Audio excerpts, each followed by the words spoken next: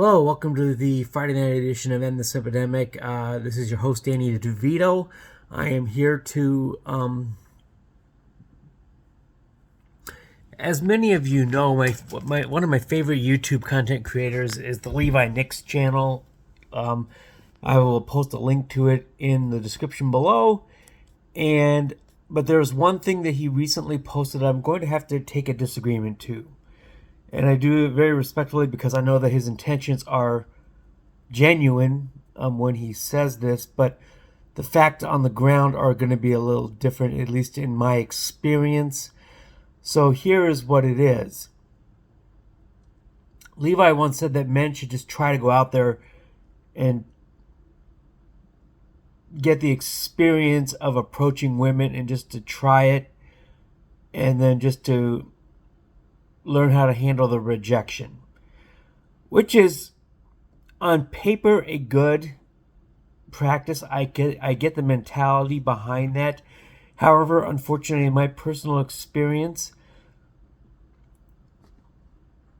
getting rejected is not the worst thing that can happen. In my particular case, in the most recent, the last time I ever approached a woman, it did not end very well at all, and it ended with, I did it at church of all places, and not my present one, but a previous one. And I approached a woman and basically just said, hey, I'd like to get to meet you, can we meet for lunch or brunch sometime, on a Sunday? And I didn't even get her number. I didn't even try to do that. I just, threw that out there. In person, she acted calm and respectful. However, what eventually wound up happening is that she wound up reporting me to the pastoral staff, saying that I made her feel uncomfortable. And unfortunately, for those of us that are not in that top 10% of men that all women tend to pursue, for those of us that are not in that 6 foot tall, 6-figure income category or demographic, for those of us that are not, this type of thing is reality for most of us.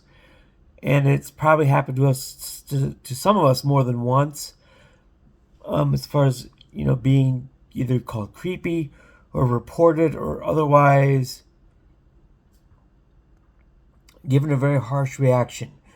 What happened was I wound up leaving this church and went back to my current one, the very large Eagle Brook Church in Minnesota, and I have been back there ever since. And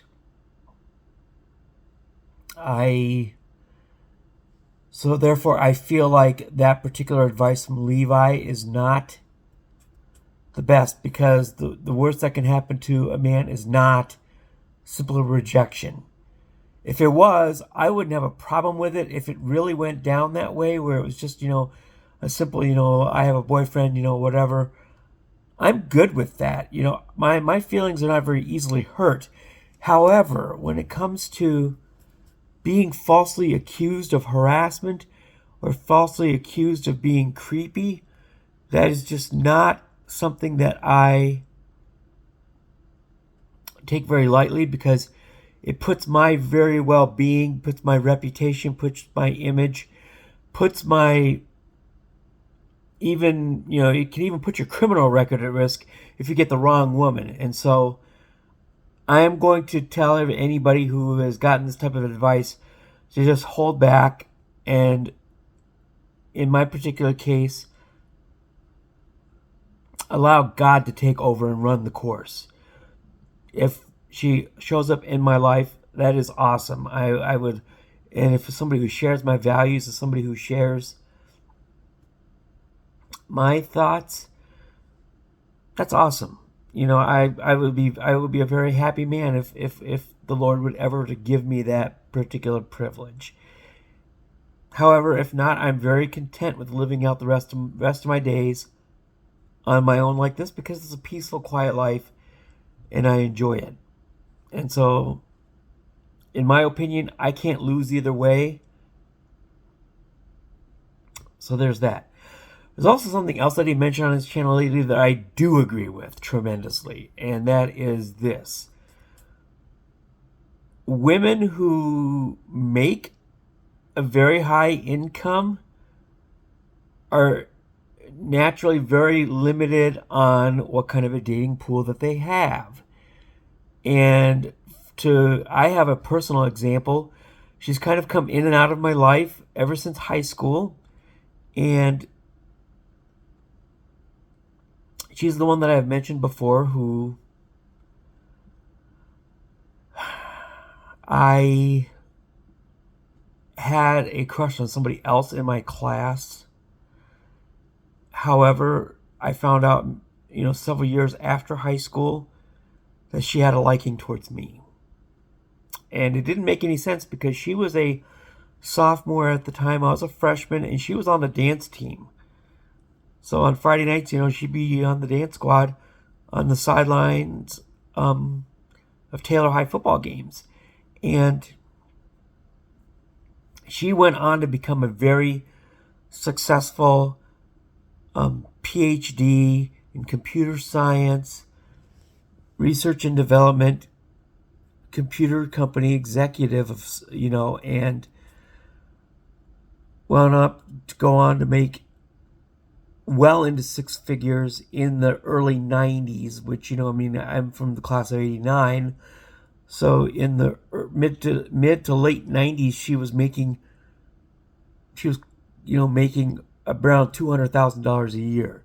However, the natural instinct, for most women, regardless of where they are on the income scale, is that their man should make more than them, which in turn turned her dating pool, I wouldn't even call it a puddle. I mean, it was more like a eye drop at that point, because the number of men who particularly met that qualification, how many men out there really make over $200,000 a year, even under current dollars, let alone the 90s?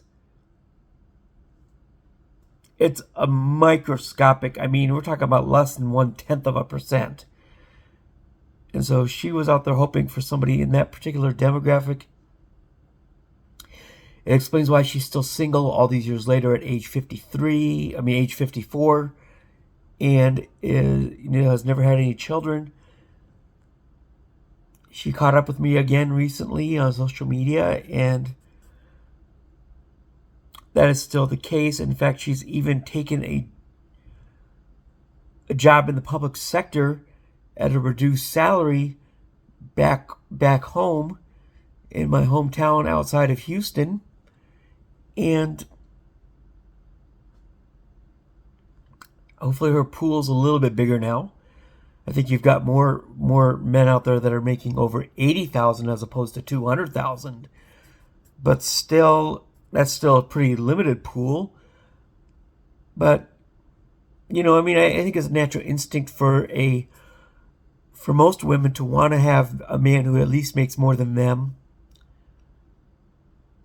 It's not, it's kind of faulty logic, but it's kind of the natural trend at the same time. So on that particular point with Levi, I will have to agree with him on that one, because I have a personal example from somebody who, when I was in high school, I thought I would have had no chance with. I had a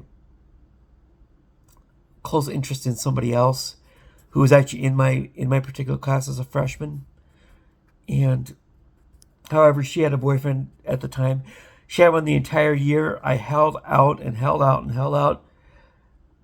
Nothing ever changed. However, unlike most of the simps that are out there in this particular day, who will hold out by being in somebody's friend zone, that was not the case with myself in this girl. I held my cards very close to the vest, and really nobody knew. Absolutely nobody. Not even my own family, not my closest friends, not even this dance team member who thought the world of me. And the reason why she thought the world of me is because we both were going through very difficult times with abusive parents who were holding me back. And that is why she wound up trying out for the dance team, was in order to be able to get into a position where she couldn't be restricted or contained at home by an abusive parent. Because if you do that to somebody who is on a dance team, it's Texas, it's Friday Night Lights.